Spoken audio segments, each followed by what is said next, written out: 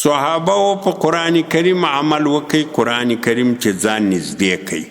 الله جل جلاله دنیا کې دوی ته د رضا زیری راولېږل، دوی د مځکې پر مخ باندې ګرځېدو، الله اعلان ورته وکړي چې زه له تای راضي یم، تای له ما راضي اوسئ.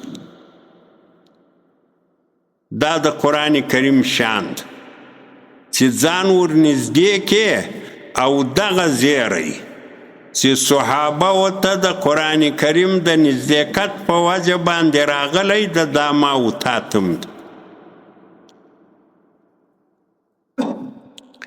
والسابقون الاولون من المهاجرين والانصار والذين اتبعوهم باحسان رضي الله عنهم ورضوا عنه.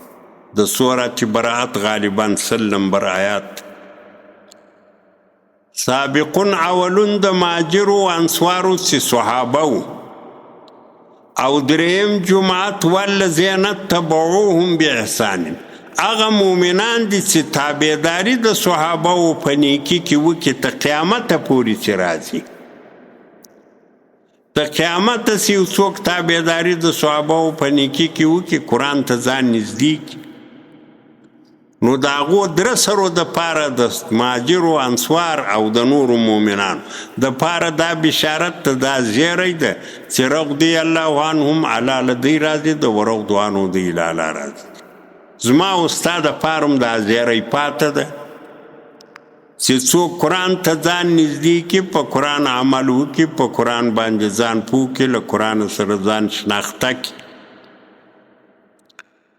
د قرآن حق چې څونه یې طاقت کېږي دغونه د قرآن کریم حق ادا کړي.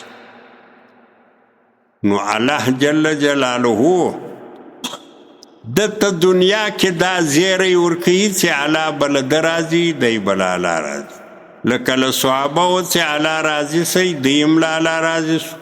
داسې ته قیامت ته ورځي چې هر څوک پر نقش قدم د صحابه راضي، قرآن کریم باندې عمل کوي، قرآن کریم ته ځان نږدې کوي، قرآن کریم زده کوي، د قرآن کریم تلاوت کوي، داسې په دغه بشارت وزیري کې دا داخل ده، دا پکښې ده چې الله بله ده راضي وي دی بله الله راضي.